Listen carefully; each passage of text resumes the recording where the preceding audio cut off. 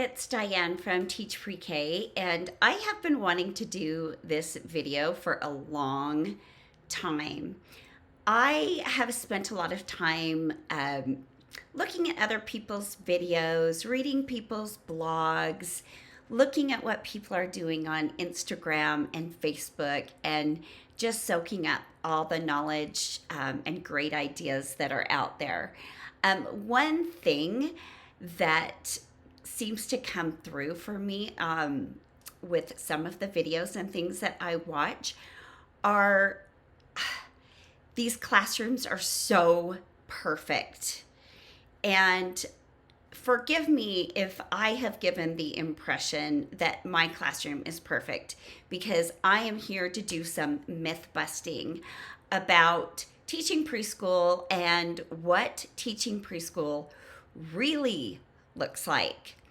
My room is cute, engaging, bright, fun, quite possibly a little overstimulating, but I still love it. And it looks great when I unlock my door in the morning and when I close my door when I leave. During the day, it is another story. It is messy. Paint spills on the floor. I've had a little girl in a beautiful new white dress get dark blue liquid watercolor all down her dress. I have had paint drop on the floor and splatter everywhere. I have had boxes of 100 crayons go tipping onto the floor and making a disastrous mess. I have had every single thing from my dramatic play and my block center on the floor at the same time. I have had, oh my gosh, snacks where like popcorn, the kids love it, but it gets everywhere and makes the biggest mess. Teaching preschool is messy. When you get all those little kids in a room at once, it's going to be a mess. It just is. And if you're worried about it being a mess, or if you think it's got to be this pristine, cute, wonderful environment all the time, you're crazy. That's not reality. So that myth, done. Your classroom is only going to look great after you've cleaned it up and before the kids have had a chance to get there and start doing what kids do. And that's what's supposed to happen.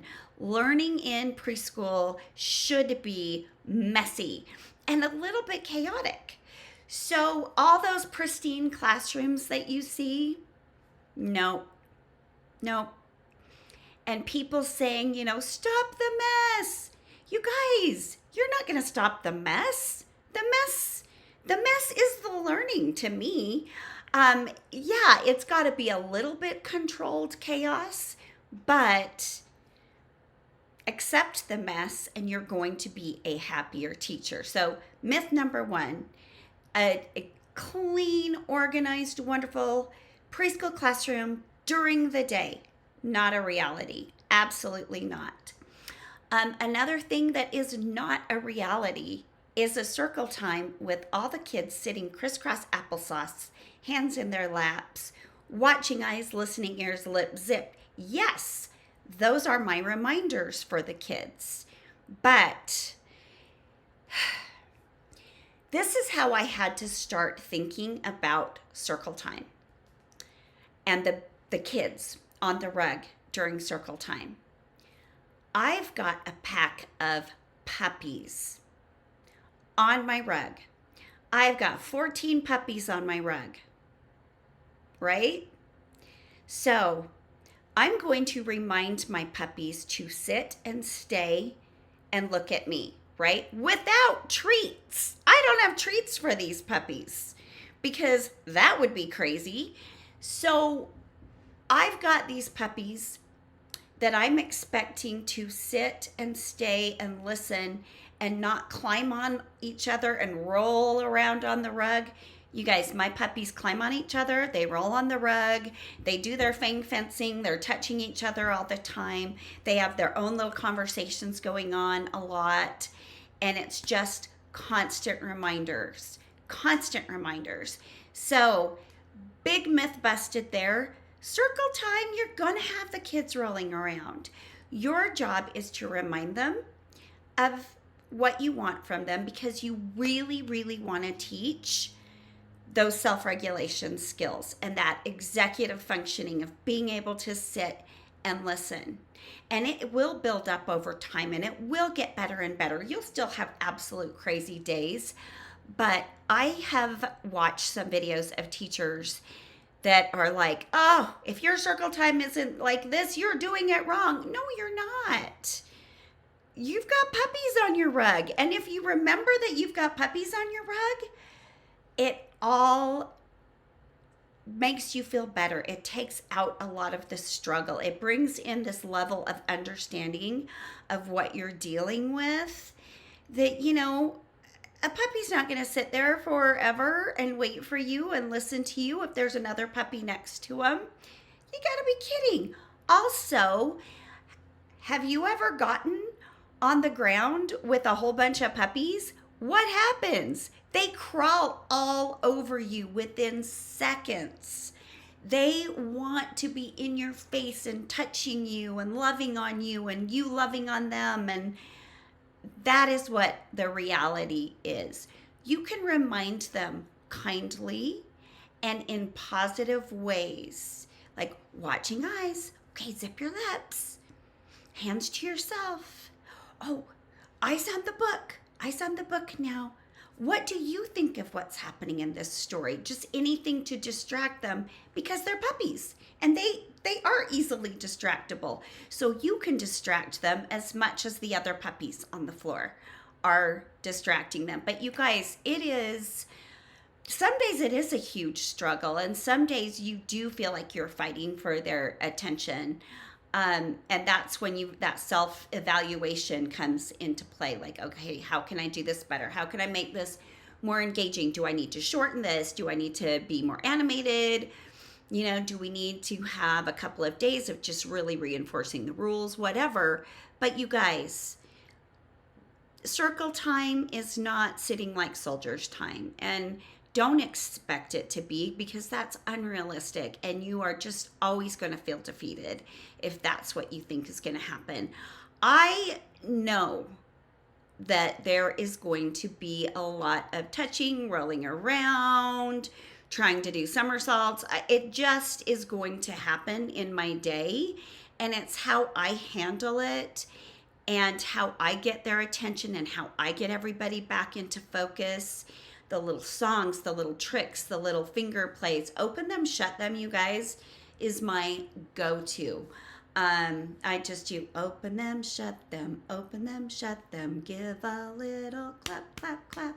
And then I get quieter. Open them, shut them, put them in your lap. I'm like, oh, I have everybody's eyes and ears and everyone's lips are zipped. Let's finish this book. It's just little tricks. I had a little turtle is another one. Anytime you can break into song or chant, you become the distraction. So make yourself the distraction. When they're distracted, you've got to become the distraction. So it's a work in progress every single day, and you are laying the foundation with that self-regulation, executive functioning, so they can move on to the next level. That's it. They come to you a lot of times not having any of that, and you've got to teach it. So your expectation should be, they're going to roll around, they're going to touch each other, they're going to chat.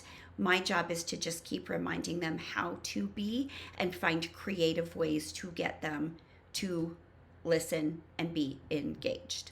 So don't feel bad about yourself. Bust that myth completely. Circle time reality is a lot of moving from place to place, rolling around, talking out of turn.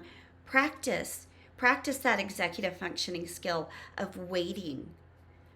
Oh, wait, remember I said raise a quiet hand if you have an idea about Thanksgiving. Raise a quiet hand if you want to tell me about your dog, and I'll call on you when it's your turn. And if they shout out, say, oh, I'm calling on friends that are raising a quiet hand because that's what I asked. And we're just teaching them that this is the way that you do get positive attention. This is the way that you do get to be the one that talks. So that's the second thing. Another thing is cleanup time. Sing the cleanup song and everyone's participating and it's wonderful. No, it's not. Cleanup time is another time of great distraction. There is a lot of different behaviors at play, and I observe my class a lot during cleanup time, and I see, is there not the kids who aren't cleaning up, is it a clear avoidance? Is it defiance? Or is it just, oh, I forgot there were Legos out this morning and I didn't play with those, so I'm just going to build something with these. They need constant reminders. And yes, a song is really great, especially a song that's long enough that they know after hearing it over and over that when it gets to a certain point in the song, they've got to hustle because that'll pull them back into focus. One thing that I do to pull the kids back into focus is I wait until I see that there's not too much left to clean up, but just a few extra things. I give them a reminder and I turn on the theme from Mission Impossible, which if it makes them go too crazy, I don't do that anymore. My classes this year are doing great with it. But it's fast and it's like, oh, you've got a mission, you've got something to do. And I think it's like 2 minutes and 17 seconds or something. And the kids that are distracted with other things, they hear that and it's like Pavlov's dog. It's Mission Impossible. We don't have very much time to clean up. We've got to get going. And they become more engaged in the cleanup. I have talked about my use of floor buckets, floor bags, things like that just come out once in a while that they think are special, and they, can only clean up things that are on the floor and then go sort them into the tables and stuff. That's a great thing too, because again, that's just taking away the distraction and pulling them back into focus. We all know that they don't have much attention span. The kids that are just defiant and not cleaning up, I start to encourage them and tell them that I need a special helper, and I'll have them do special things with me, carry the paint bottles down to the supply room, or, put some special things away, take them to another classroom, whatever we need to do. And then that gets them involved in the process. And then I'll say, oh my gosh, there's something I know only you can do, because I'm developing this relationship where they're becoming a good helper. Wow, you're a good helper. There's something that I know you are such a good helper with that you will do so well. And, I need 6 pieces of paper picked up off the floor. So sometimes you do have to use your time wisely and really nurture a relationship with the child.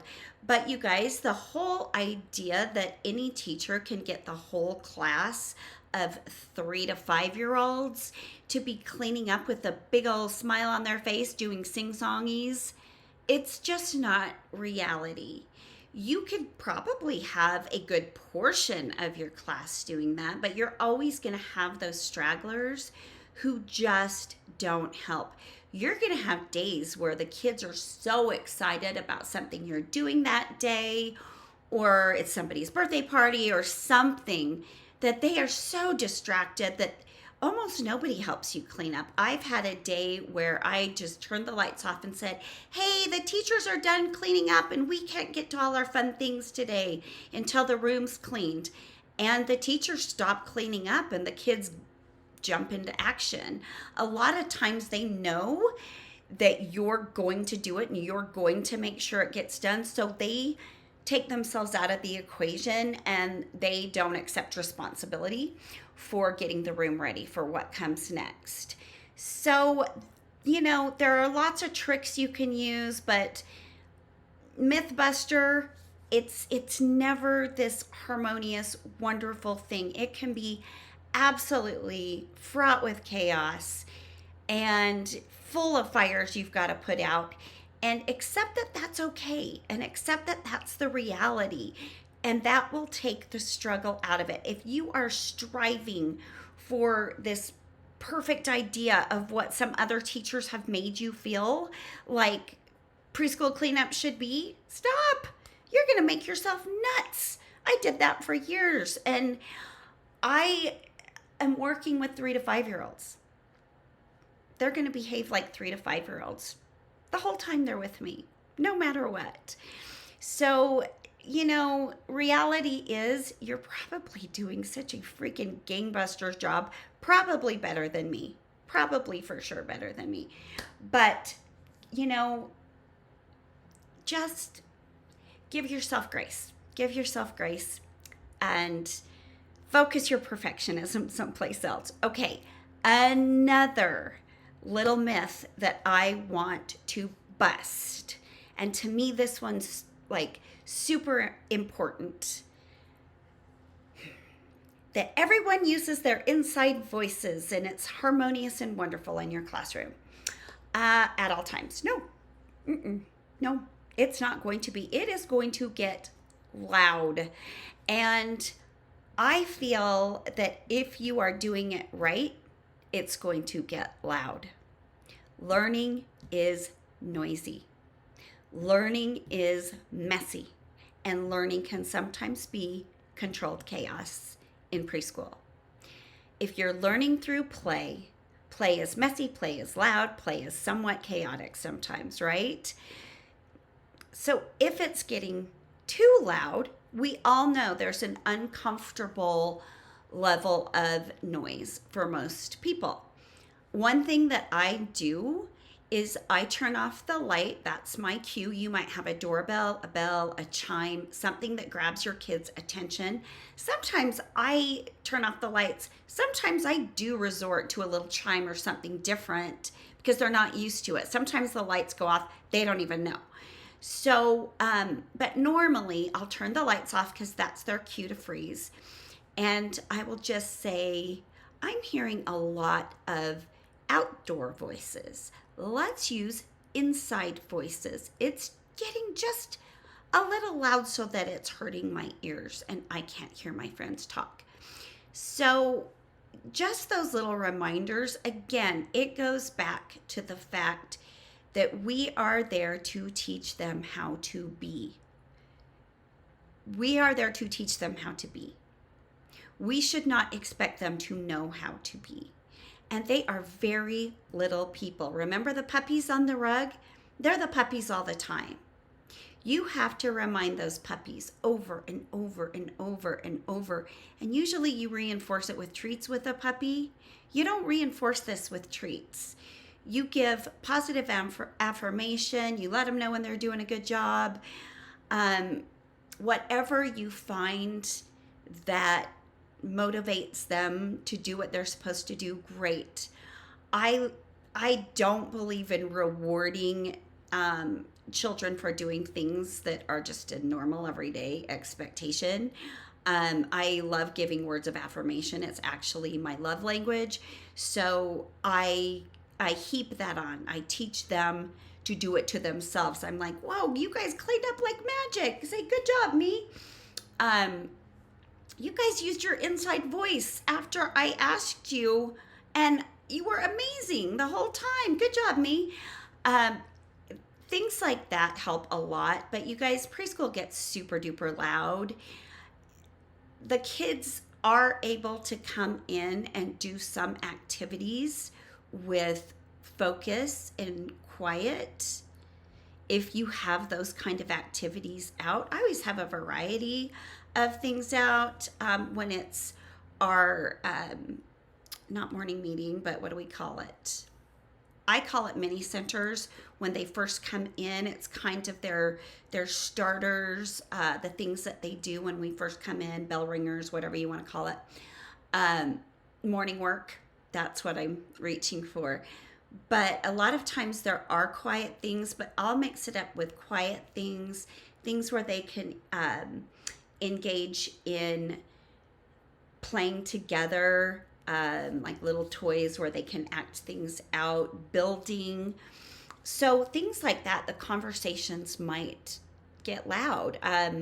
Part of preschool and pre-kindergarten is learning to socialize with their peers and other adults.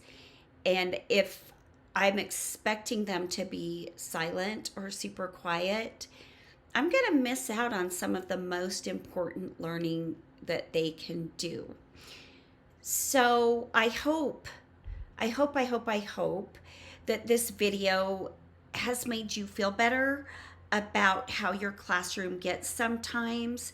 I do believe that if there's a lot of fighting, name calling, just general like rude and inconsiderate behavior, that's a problem. Then you need to really look at how you're doing things. But if the kids are happy and engaged with each other and loud, great. If it's happy, engaged mess, great.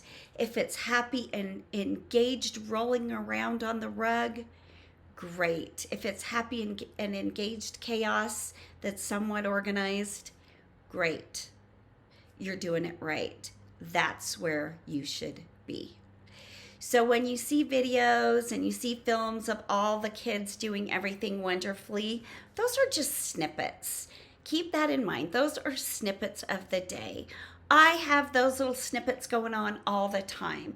I could have little kids working quietly, creating something marvelous together while some other kids are doing, World Wrestling Federation on my rug instead of working at a center.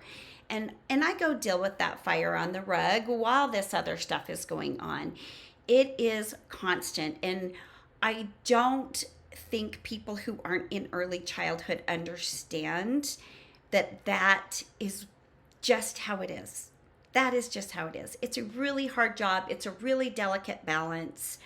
The noise, the mess, the chaos is actually what makes it good.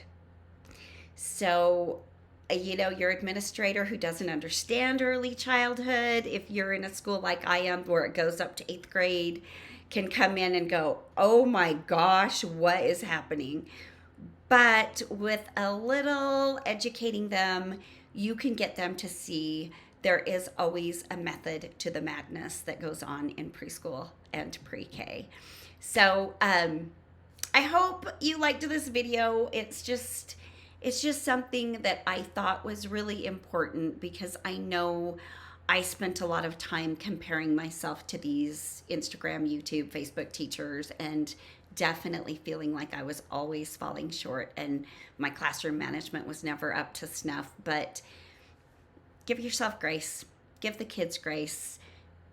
Keep as much struggle out of your day as you cannot keep a wave on the sand, and you cannot have a pack of puppies all together and expect your day to go 100% smoothly. It's not going to happen. That's just what preschool is. So thanks so much for watching, and I hope this video has been helpful because that's always my goal, is to help teachers just become the best they can be and learn to really love how they teach and understand that they are doing a great job even when they feel so overwhelmed, because it's an overwhelming job. Thanks so much for watching.